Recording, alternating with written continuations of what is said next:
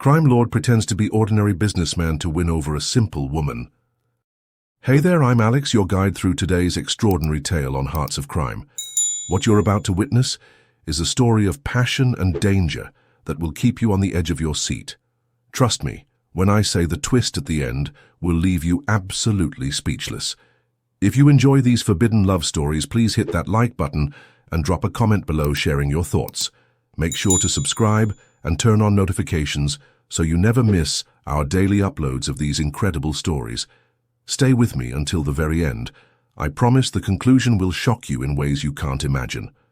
So sit back, relax, and enjoy today's episode. Have a wonderful day, and may God bless you and your family. The golden light of sunset kissed the polished deck of the yacht as it cut through the sapphire waters of the Caribbean. Tristan Pierce stood at the bow. From this distance, the private island seemed like a mere speck on the horizon, just one of many properties in his vast, shadowy empire. "We've got a problem, sir," said Warren, his head of security, approaching with measured steps. Warren never brought good news. It was simply not in his job description. Tristan turned, his handsome features arranged in a mask of calm that had served him well through countless dangerous situations. "Let me guess. The shipment? The authorities intercepted it off the coast of Panama. Our contacts couldn't be bought this time." Tristan nodded, absorbing the news with outward indifference. The loss of that particular cargo would cost him millions, but money had never been the point. It was the game that mattered, the complex web of power, influence, and danger he'd been weaving for years. "And our exposure?" he asked, his voice low. "Minimal. The usual buffers are in place. It traces back to one of the shell companies, 3 layers removed. Nothing leads to you." Tristan allowed himself a small smile. "Well, that is something. What about the Miami operation?" "Proceeding as planned. The paperwork for the new import business is clean, perfectly legitimate on the surface." The yacht's engines hummed beneath them as they began the approach to his most private sanctuary. Few people knew this island existed, and fewer still knew its true owner. On paper, it belonged to a corporation registered in a country known for its strict banking secrecy. In reality, it was the heart of Tristan's kingdom, a place where he could truly be himself without the elaborate disguises he wore in the outside world. But lately a strange emptiness had begun to gnaw at him. Despite his unimaginable wealth, his collection of homes around the world, his fleet of vehicles and vessels, and the small army of people who catered to his every whim, something was missing. "I am going to Miami myself next week," Tristan announced suddenly. Warren's eyebrows shot up. "Sir, is that wise with the recent heat?" "I'll be going as Thomas Parker." It was one of his favorite aliases, a moderately successful business consultant with a modest apartment in Brickell. No yacht, no private jet, no entourage, just an ordinary man with an ordinary life. "May I ask why?" Tristan shrugged. "I need a break from all this." He gestured at the opulence surrounding them. "Sometimes I forget what it's like out there in the real world." What he didn't say was that he was tired of the women who were drawn to his wealth and power. They wanted the lifestyle he could provide, the luxury and excitement. None of them wanted the man behind it all, a man they couldn't possibly know. Penny Williams wiped her forehead with the back of her hand, leaving a smudge of flour on her skin. The bakery kitchen was sweltering despite the early hour, the ovens already working at full capacity to prepare for the morning rush. She checked the timer on the sourdough and moved to the next task on her list. "You were here early again," observed Imani, her business partner, arriving with 2 cups of coffee. "Couldn't sleep," Penny replied, accepting the cup gratefully. "Figured I might as well be productive. You know, normal people count sheep. They don't get up at 3 in the morning to make artisanal bread." Penny smiled. When have I ever claimed to be normal? The truth was, she loved these quiet hours in the bakery they'd built together. Their dream realized through years of hard work, careful saving, and a small business loan they were still paying off. Their little shop, Rise and Shine, had developed a loyal following in the neighborhood for their handcrafted pastries and bread. It wasn't making them rich, but it was theirs. "The wedding cake consultation is at 10, Imani reminded her, "and the food blogger is coming at noon. Penny nodded, mentally rearranging her day. I'll handle the blogger if you take the wedding couple.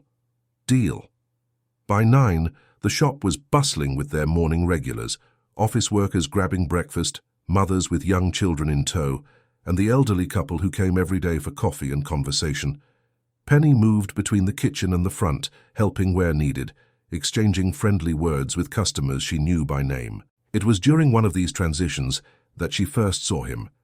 A tall man in a simple button-down shirt and jeans, studying the pastry case with intense concentration. There was something striking about him, beyond his obvious good looks, a kind of contained energy, as if he were holding himself carefully in check. "Can I help you decide?" she offered, approaching the counter. He looked up, and Penny felt an unexpected jolt when their eyes met. His were a clear grey-blue, intelligent and somehow searching. "Everything looks amazing," he said with a slight smile. "What do you recommend?" "Depends on what you're in the mood for. Sweet? Savory? Feeling adventurous?" "Adventurous," he replied without hesitation. Penny selected a cardamom and orange morning bun, her newest creation. "Try this. It is not on the regular menu yet." He accepted the plate, their fingers brushing briefly in the exchange. "Item Thomas, by the way." "Penny." She gestured to the shop around her. "This is my place. Well, mine and my partner, S. It's great," he said, looking around with what seemed like genuine appreciation. "How long have you been open?" "Long enough to know we'll make it. Not so long that we're taking anything for granted." A hint of respect flickered in his eyes. The best place to be in any business. The conversation was interrupted by another customer, and Penny moved away to help them. When she looked back, Thomas was seated at a small table by the window, taking a bite of the pastry. The expression on his face, pure enjoyment, gave her a flash of professional satisfaction. What she couldn't know was that Tristan Pierce, who had tasted delicacies prepared by world-renowned chefs in the finest restaurants across the globe, was experiencing something entirely new in that moment. It wasn't just the unexpected combination of flavors that surprised him. It was the simple pleasure of sitting in a sunlit bakery, being treated like any other customer, watching a woman who clearly loved her work move through her day with purpose and joy. He had come to Miami with a vague plan to escape the isolation of his real life for a few weeks. Now biting into a pastry made by a flour-smudged baker, with bright eyes and a quick smile, he felt something dangerous taking shape, a longing for something he had never allowed himself to want. Thomas returned the next day, and the day after that. Each visit brought a brief conversation, a new pastry to try, a gradual building of familiarity. Penny found herself looking forward to his appearances, wondering about the life of this polite, somewhat reserved man who seemed so genuinely interested in her small world. What she couldn't know, was that she was beginning to captivate one of the most dangerous men in the hemisphere. A man whose true identity and business would horrify her. A man who was, with each visit, straying further from his own carefully controlled existence into uncharted and treacherous territory. And all because he wanted, just once, to be seen not for what he possessed, but for who he might be. 2 weeks had passed since Thomas first walked into Rise and Shine. His morning visits had become a highlight in Penny S' routine, a brief, bright interlude in her busy days. Today he lingered longer than usual, watching her work from his corner table. "How you have flour on your cheek again?" he said when she brought him a refill. Penny laughed, wiping at her face. "Occupational hazard. I am pretty sure flour is a permanent part of my skin at this point." "It suits you," he replied with a warmth that made her pause. There was something different about him today, a slight shift in his customary reserve. The careful distance he maintained seemed to have shortened overnight. "I have tickets to a jazz show tonight," he said suddenly. "Would you like to join me?" The invitation caught her off guard. Despite their growing familiarity, he and Dee never suggested seeing each other outside the bakery. "I'd love to," she answered, surprising herself with how quickly the words came. "What time?" "The show starts at 8. I could pick you up at 7. As Penny scribbled her address on a napkin, she felt a flutter of anticipation. It had been a long time since she'd been on a proper date. Her work consumed most of her time and energy, leaving little space for a personal life. "I'll see you at 7, she said, handing him the napkin.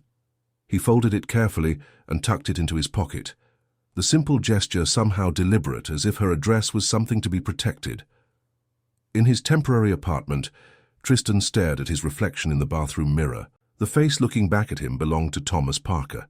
Simple, honest, unassuming. He'd been living as Thomas for weeks now, longer than he'd initially planned.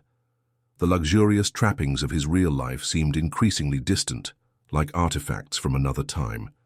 His phone buzzed on the counter. Warren. "We need you back, sir. There's a situation developing with the Singapore operation." Tristan closed his eyes briefly. "Handle it. I am extending my stay." A pause. "For how long?" "Indefinitely." He could sense Warren's concern through the silence. "This is about the baker, isn't it?" Tristan didn't bother asking how Warren knew. It was his job to know everything about Tristan's movements, to track potential threats and vulnerabilities, and Penny Williams had become both to Tristan Pierce. "Just do your job, Warren. Keep things running smoothly. I'll be in touch." He ended the call before Warren could object further.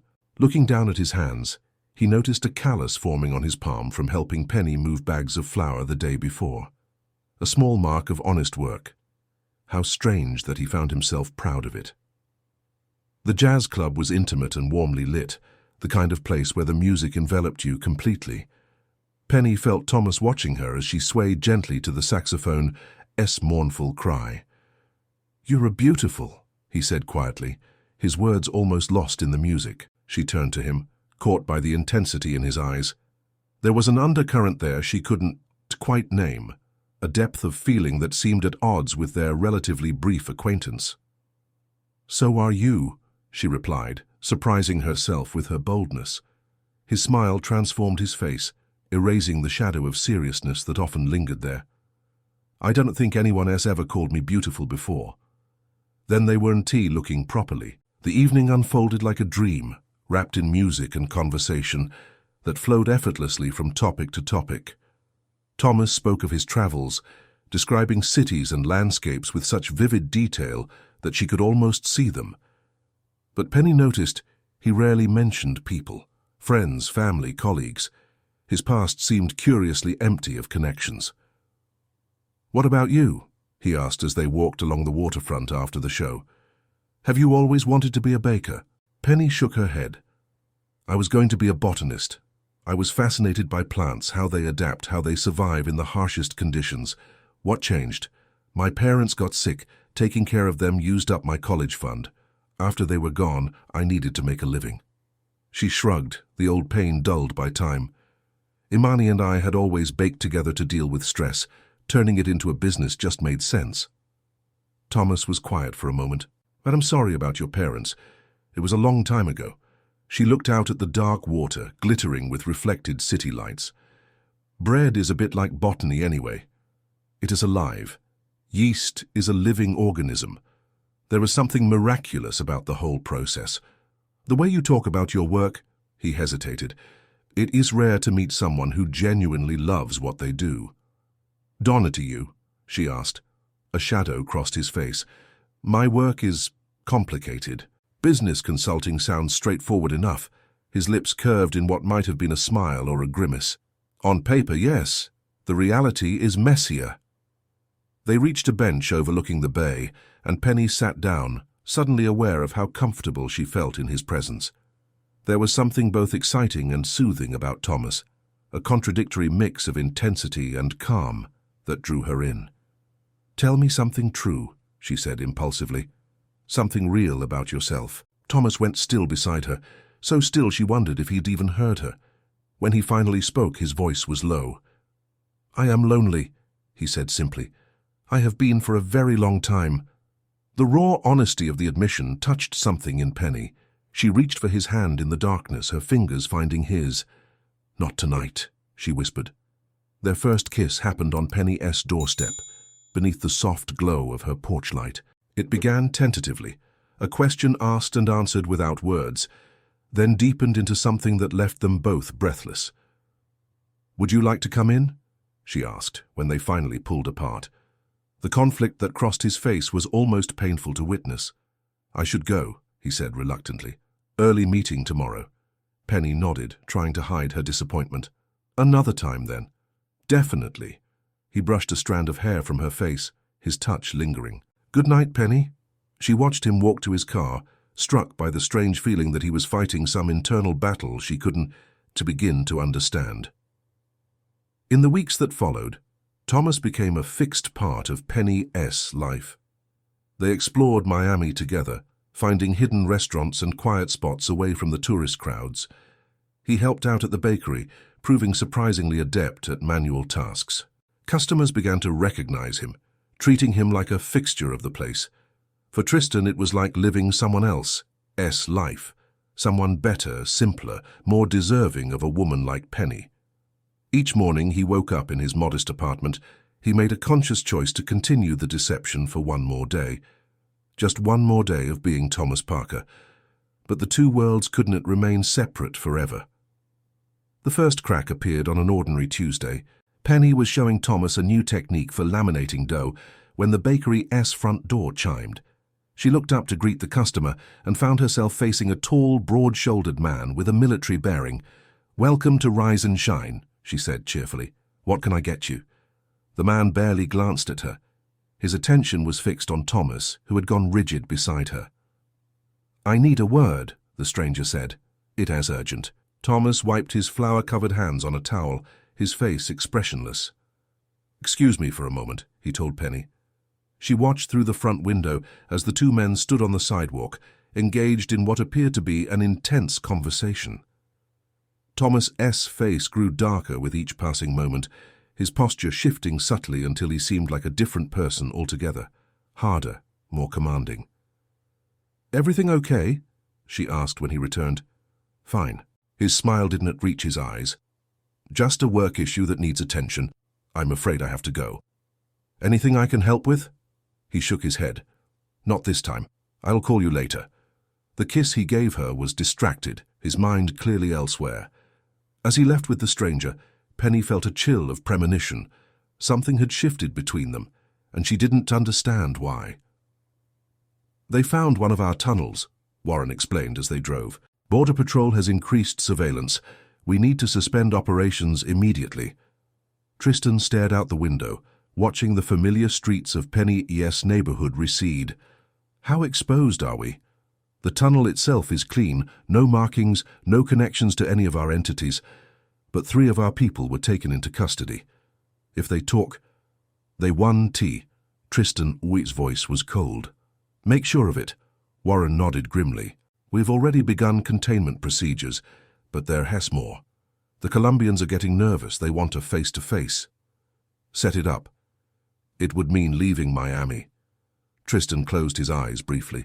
"Do what's necessary."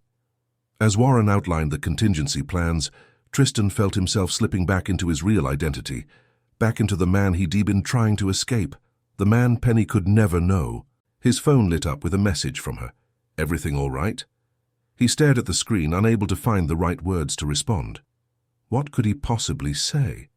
That he was not the man she thought she knew, that Thomas Parker was a lie crafted to hide a truth too dark to share. "Just busy with work. I'll call you tonight." He typed the message quickly and hit send before he could reconsider. "Are you going to end it?" Warren asked, watching him from the corner of his eye. "End what?" "This game you're replaying with the baker." Tristan's jaw tightened. "It is not a game." "Then what is it? Because from where I am sitting, it looks like a complication we don't need." "She is not a complication. She is—" Tristan trailed off, realizing he had no words to explain what Penny had become to him. A possibility. A glimpse of another life. A redemption he didn't deserve. "She is a liability," Warren said bluntly. "And you've put her in danger just by being near her." The words struck with the force of truth. Warren was right. Every moment Tristan spent with Penny, every lie he told her, every touch they shared, all of it was drawing her closer to a world she should never know existed. "I'll handle it," he said flatly. But as they arrived at his real Miami residence, a penthouse with sweeping views of the ocean, Tristan knew he was lying to himself. The thought of walking away from Penny, of never seeing her smile or hearing her laugh again, was physically painful. Somehow, in the space of a few short weeks, she had become essential to him. 3 days passed without word from Thomas. Penny called and texted, each message a little more concerned than the last. By the 4th day, worry had hardened into a knot in her stomach. "Maybe he's ghosting you," Imani suggested gently as they closed the bakery. "Men do that." Penny shook her head. "Not him. Something's wrong, I can feel it. You've only known him for what, a month? People can surprise you." "Not like this." Penny was certain. The connection between them had been real. Whatever was happening, it wasn't as simple as Thomas losing interest. She was locking the bakery's front door when a sleek black car pulled up to the curb. The same broad-shouldered man who had interrupted them days before stepped out. "Ms. Williams?" he asked, approaching her. "I need you to come with me." Penny took a step back.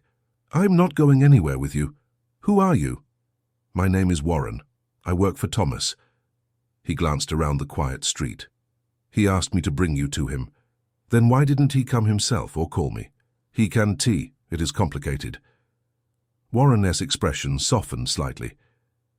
"He is in trouble, Ms. Williams. He needs your help." Every instinct told Penny to refuse, to walk away, to call the police, but the memory of Thomas's face, the connection they shared, made her hesitate. What kind of trouble? It's better if he explains. Warren opened the car door. "Please." Against her better judgment, Penny got into the car. The drive took them to a part of Miami she rarely visited, a neighborhood of gleaming high-rises overlooking the water. Warren led her through a private entrance, past security guards who nodded in recognition, and into an elevator that required a key card. "Where are we going?" she asked, anxiety mounting with each floor they ascended. "The penthouse." The elevator opened directly into a vast living space with floor-to-ceiling windows showcasing a panoramic view of the ocean. The furnishings were minimal, but clearly expensive. The entire space speaking of wealth and power.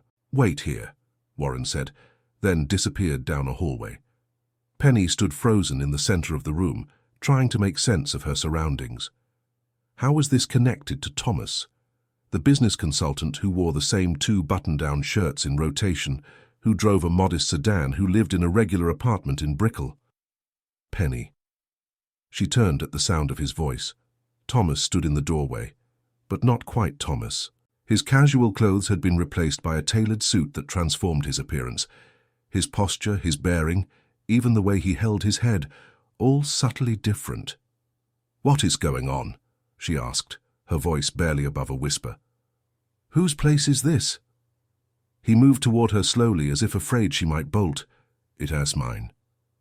"I don't understand." "My name isn't it Thomas Parker." The words seemed to cost him physical pain. "It's Tristan Pierce." Penny shook her head, confusion giving way to a creeping dread. "I don't know what that means." "It means I lied to you." He gestured at the opulent space around them. "About who I am, about what I do. You were not a business consultant." A bitter smile crossed his face. "In a way I am, just not the kind you were thinking of." "Then what kind are you?" He held her gaze, his eyes full of a resignation that frightened her. "The kind that operates in shadows. The kind that moves things across borders that shouldn't be moved. The kind that has enemies who would hurt anyone I care about to get to me." The truth settled over Penny like ice water. "You're a criminal." "Yes." The single word hung between them, changing everything. Penny felt as though the floor was tilting beneath her feet. "Why am I here?" she asked, fighting to keep her voice steady. "Why tell me this now?" "Because I have to leave Miami, tonight. And I needed to see you first." He took a step closer. "I needed you to know the truth." "The truth," she repeated numbly, "which is that everything between us was a lie." "No." The vehemence in his voice startled her. "My name, my background, my lifestyle. Yes, those were lies. But what I feel for you." He reached for her hand, but she pulled away. "That is the most honest thing in my life." Penny laughed, a harsh sound that didn't belong to her. "How could it be? I don't even know what honesty is." Pain flashed across his face. "I deserve that. But please believe me when I say I never meant to hurt you." What did you mean to do then? What was the point of it all? He ran a hand through his hair, a gesture so familiar it made her heart ache despite everything. I wanted to know what it would be like. To be normal. To be with someone who saw me, not what I could give them. And did you get what you wanted? Was it a fascinating experiment? It wasn't an experiment, he said quietly. It became something else. Something real. Penny turned away from him, moving to the window. The city sparkled below, oblivious to her shattered reality. If it was real, you wouldn't have lied to me for so long. I was afraid, he admitted, afraid of losing you when you knew the truth. Well, now I know. She faced him again, anger rising through her shock. And I have no idea who you are. He flinched as if struck. That is fair, but I am still the person who helped you knead dough at 5 in the morning. I am still the person who kissed you goodnight on your porch. I am still the person who loves the way you talk about bread as if it has magic. No, she said firmly. That was Thomas. And he doesn't exist. Warren appeared in the doorway. Sir, we need to move. The helicopter is waiting. Tristan nodded without taking his eyes off Penny. Give us a minute. When they were alone again, he moved closer, stopping just beyond arm's reach. I am not asking you to forgive me. I know I don't deserve that. But I want you to understand something. His voice dropped lower. Meeting you changed me, made me question everything I've built, everything I've done. For the first time in my life, I want something different. What are you saying? Fayakim saying I want out of all of it. He gestured around them. I want a chance at a real life with you if you will have me. The earnestness in his eyes almost made her believe him. Almost. How? She challenged. People like you don't just walk away from what you do. No, they don't, he agreed. It has complicated and dangerous, but I have a plan. He reached into his pocket and withdrew a small key. This opens a safety deposit box at First National Bank. Inside is everything you need to know. About me, about my operations, about the people I work with. Enough evidence to put a lot of powerful people away for a very long time. Penny stared at the key. Why would you give me that? Insurance, leverage, protection. His eyes held hers. If anything happens to me or to you, that information goes public. You betray your own people? To keep you safe? Yes. He offered the key again. Take it. Penny hesitated, then accepted the small metal object. It felt impossibly heavy in her palm. Come with me, he said suddenly. Tonight. She gaped at him. You can be serious. Completely serious. We'll go somewhere no one can find us. Start fresh. And leave everything, my bakery, my friends, my life, just for a while until it all's safe. His eyes pleaded with her. I know I have no right to ask, but I'm asking anyway. Warren called from the hallway more urgently this time. Sir, we need to go now. Tristan reached for Penny's hand, closing her fingers around the key. Think about it. If you want to come with me, go to the roof. If not, his voice faltered. If not, I understand. Use the key if you need to. It will keep you safe. With that, he turned and walked away, leaving Penny alone with an impossible choice and a key that felt like it might burn a hole through her palm. Penny stood frozen in the penthouse, the key clutched tightly in her hand. The distant sound of helicopter blades cutting through the night air filtered through the windows. Time was running out. Her mind raced through the impossibility of her situation. Just days ago, her biggest concern had been perfecting a new sourdough recipe. Now she was standing in a criminal-esque luxury apartment, holding evidence that could bring down an entire organization, being asked to abandon everything she built. The sensible choice was clear. Walk away, return to her bakery, her normal life, pretend Thomas, no Tristan, had never existed. The key could go to the authorities. She would be safe. She would be smart. But her heart rebelled against sensible choices. Despite the lies, despite everything, the connection they had shared felt real. When he looked at her, when he spoke of wanting a different life, she had seen truth in his eyes. Or was that just another deception from a man who had made deception his art? The helicopter-esque sound grew louder, then began to fade. He was leaving. Penny moved suddenly, rushing to the elevator. Her finger hovered over the buttons.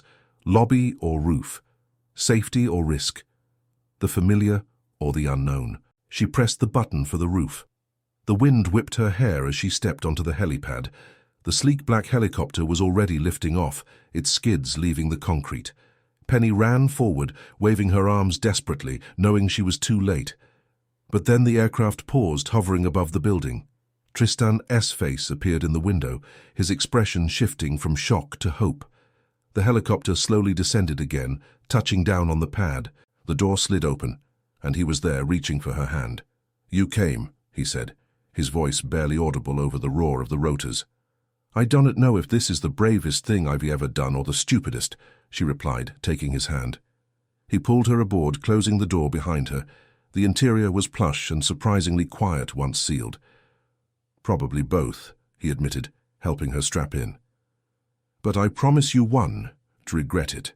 Warren sat in the pilot's seat, his face carefully neutral as he guided the helicopter away from the building and out over the dark water.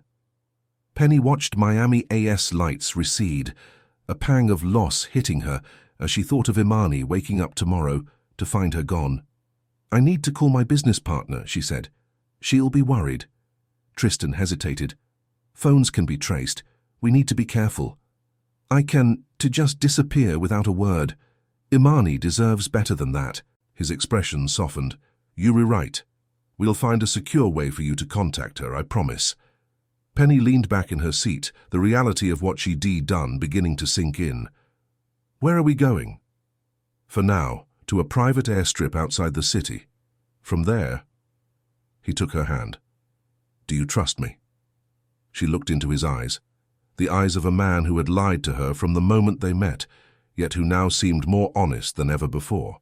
"I want to," she answered truthfully. It wasn't a blind faith he was asking for, she realized. It was a chance to prove himself worthy of her trust, a chance to become the man she had believed him to be. "That is enough for now," he said. The small jet carried them through the night, banking east over the Atlantic. Penny dozed fitfully, waking to find Tristan deep in conversation with Warren, their voices too low to overhear. The casual businessman she had known was gone completely now, replaced by someone more commanding, more decisive. Yet when he noticed her watching, his face softened into the smile she recognized. "We are going to land soon," he told her, moving to sit beside her. "There is something you should know before we arrive." "More secrets?" she asked, only half joking. "No more secrets between us," he promised. "But there is context you need." He took a breath. "The island we are going to, it is my home. One of them at least, it is also the center of my operations." "Operations," she repeated carefully. "You've never actually told me what it is you do." His eyes met hers steadily. "I move things that governments don't want moved. Sometimes goods, sometimes people. I create paths where there are none. You were a smuggler, among other things." Penny tried to reconcile this with the man who had helped her knead dough, who had brought her coffee in bed, who had listened to her dreams with such care. "And the island?" "It is secure, self-sufficient, the perfect place to regroup and plan our next steps." "Which are?" Tristan's expression grew more serious. "I meant what I said about wanting out, but it's not as simple as walking away. There are people who depend on me, arrangements that need to be unwound carefully. If I just disappear, people will get hurt." She finished for him. He nodded, "And they will come looking for me. For us." The plane began its descent, and through the window Penny caught her first glimpse of the island. A lush green jewel set in turquoise waters, ringed by white beaches. It looked like paradise. It was hard to imagine anything dangerous happening in such a beautiful place. "How long will it take?" she asked. "To get out? If everything goes according to plan, a few months. And if it doesn't, His silence was answer enough. The island was even more beautiful up close. A perfect tropical hideaway with a sprawling main house nestled among palm trees. A small staff greeted them upon arrival, their deference to Tristan obvious. "Welcome home, sir," said an elderly woman, her accent suggesting Caribbean origins. "So your quarters are prepared and—" She stopped, noticing Penny. "I wasn't aware you were bringing a guest." "Rita, this is Penny," Tristan said. "She'll be staying in the main house with me." Rita's eyebrows rose slightly, but she recovered quickly. Of course, I'll prepare the blue suite. As they were shown through the house, Penny was struck by the contrast between its obvious luxury and the lack of personal touches. It was like an upscale hotel rather than a home, beautiful but impersonal. "How often do you come here?" Buzz she asked when they were alone. "Not often enough, apparently," he replied, running his hand along a polished surface. "It never occurred to me until now how empty this place is. It was beautiful. It was just a house." He turned to her. "I want you to be comfortable here. Anything you need, just ask." Penny thought of her tiny apartment above the bakery, filled with mismatched furniture and thriving plants. This pristine mansion couldn't be more different from the home she'd created for herself. "I need to know what happens now," she said, "in detail. No more vague promises or half-truths." Tristan nodded. "Fair enough. Let us talk." Over the next several days, Penny learned more about Tristan's world than she had ever wanted to know. He held nothing back, explaining the intricate web of businesses, contacts, and operations he had built over the years. The scope of it was staggering, spanning continents, involving hundreds of people, moving millions of dollars. "Most of my business interests are legitimate now," he explained as they walked along the beach one evening. "Property development, shipping, technology investments. The other activities are a smaller percentage than they used to be." But still illegal," she pointed out. "Yes, and dangerous." "Also yes." He picked up a shell, examining it before skipping it across the water. "That is why extracting myself is complicated. It is not just about walking away from the money. It is about ensuring that the whole house of cards doesn't collapse and hurt innocent people in the process." "Are there innocent people in your organization? Really?" He considered this. "There are people who don't know the full extent of what they're re-involved in. People who work for my legitimate businesses who would lose everything if I disappeared overnight and authorities seized all my assets. And there are people who made choices out of desperation rather than greed." It was strange how normal these conversations had become, discussing criminal enterprises over breakfast, reviewing exit strategies while watching the sunset. Penny found herself adapting to this surreal new reality with surprising ease. What hadn't changed was the connection between them. If anything, it had deepened now that the barriers of deception were gone. This was Tristan without pretense, both darker and more vulnerable than Thomas had ever been. 2 weeks into their island stay, Penny was finally able to make a secure call to Imani. "Where the hell are you?" her friend demanded, fear and anger mingling in her voice. "I'm safe," Penny assured her. "I'm with someone. Thomas, the guy who disappeared on you." "It is complicated." Penny hesitated. "I can explain everything now, but I need you to know I am okay. I'll come back as soon as I can." "The police have been asking questions, Penny. They came to the bakery." Penny's blood ran cold. "What kind of questions?" "About Thomas. They showed me a picture, but it wasn't him. I mean, it was him, but with a different name. They said he is some kind of criminal.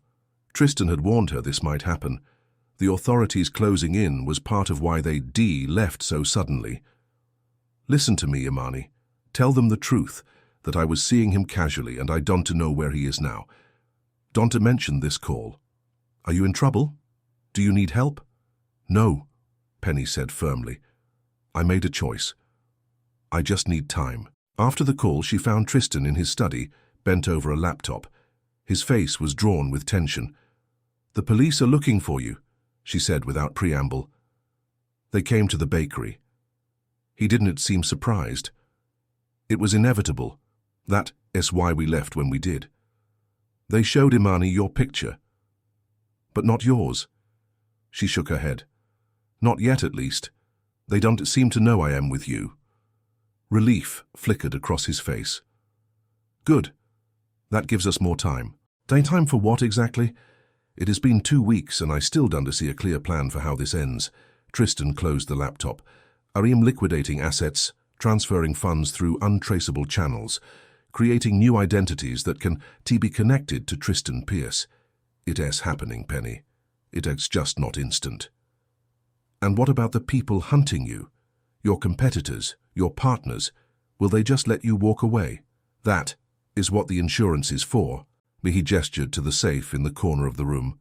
The information in that safety deposit box isn't the only copy. I have leverage over everyone who might come after us. Mutually assured destruction. It didn't sound like freedom to Penny. It sounded like a different kind of prison, one built of secrets and threats rather than bars. There has to be another way, she said quietly.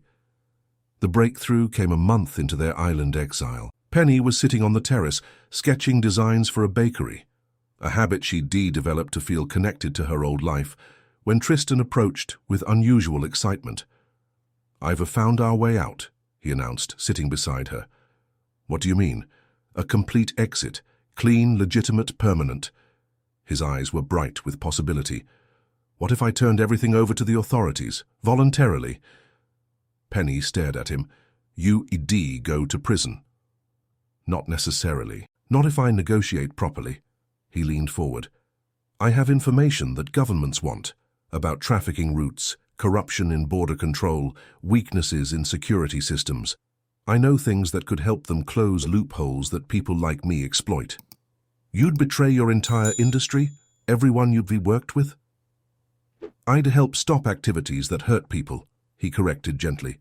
"Activities I've been part of for too long." Penny tried to process this shift. "What changed your mind?" Tristan looked out at the ocean, his expression thoughtful. "Watching you these past weeks, you create things. Bread, joy, community. I've spent my life moving things through shadows, exploiting gaps, taking advantage of broken systems." He turned back to her. "I want to build something real, something lasting. With me? If you will have me." He took her hand. "But even if you decide you can this is still what I want to do. It feels like the only way to truly be free." For the first time since leaving Miami, Penny felt hope bloom in her chest, not just for them as a couple, but for Tristan as a human being seeking redemption. "It won't be easy," she warned. "The authorities might not trust your motives." "That is where you come in," he said with a small smile. "You make me better, more trustworthy. If you're willing to stand with me through this, I think we have a chance." Penny squeezed his hand. "I am with you." The negotiations took months. Tristan worked through intermediaries at first, testing the waters, establishing parameters. When the time came for direct contact, they left the island together, traveling to a neutral location where Tristan could meet with representatives from multiple agencies. Penny waited in a hotel room while he laid out his proposal, full cooperation in exchange for immunity and a new identity. The hours stretched endlessly. When he finally returned, his face told her everything she needed to know. "They agreed," he said simply. What followed was a whirlwind of debriefings, statements, and carefully orchestrated information exchanges. Tristan revealed his operations piece by piece, providing authorities with enough to act, but ensuring his former associates had time to scatter rather than face capture. It was a delicate balance, delivering on his promise to the authorities while minimizing the human cost to those who had trusted him. Through it all, Penny remained by his side, her presence a reminder of why he was doing this, what he was working toward. 6 months after leaving Miami, they sat together in a nondescript government office, signing the final paperwork. "I present to you, Mr. and Mrs. Daniel and Ellen Reynolds," said the stern-faced official, handing them their new identification. "Your new home is prepared according to the agreement. You will be under protection for the first year, with quarterly check-ins." Tristan, now Daniel, examined his new driver S license with a strange expression. "Thank you." Outside, Penny took his hand. "How does it feel, being someone new again?" "Different from before," he replied thoughtfully. "When I became Thomas, it was an escape, a vacation from reality. He squeezed her hand. "This is a beginning." The small coastal town in Oregon couldn't have been more different from Miami or the Caribbean island. Mist hung over the water most mornings. The air was crisp, and the pace of life moved gently. Their new home was modest, a cottage with a view of the harbor, and most importantly, space for a small commercial kitchen. Reynolds Family Bakery opened 6 months after they arrived in town. Penny had insisted on using their new shared name, a symbol of their fresh start. The sign above the door featured a simple image of rising dough, representing transformation and growth. While Penny took the lead in the bakery, Tristan Daniel, now in thought as well as name, found his place working with troubled youth at the local community center. His understanding of what drove people to make dangerous choices made him uniquely qualified to steer young people toward better paths. They rarely spoke of their past. The authorities made periodic contact, sometimes requesting additional information as cases progressed through the justice system. Occasionally, news would reach them of arrests or operations dismantled based on Tristan's information. He received these updates with complicated emotions: relief that his knowledge was being used for good, regret for the damage his former life had caused. "Do you ever miss it?" Penny asked him once, on the anniversary of their arrival in Oregon. The wealth, the power, the excitement. They were sitting on their small porch, watching boats rock gently in the harbor. Daniel considered the question carefully. "I miss parts of it," he admitted. "The freedom of movement, the problem-solving, the adrenaline." He looked at her. "But I don't miss who I was." She leaned against his shoulder. "Who are you now, do you think?" "Still figuring that out." He kissed the top of her head. "But I know I'm someone who makes bread instead of trouble. Someone who builds instead of exploits. Someone worthy of being loved by you." Penny thought of the journey that had brought them here. From a chance meeting in a Miami bakery to a new life built from the ashes of an old one. So much deception and danger. So many difficult choices.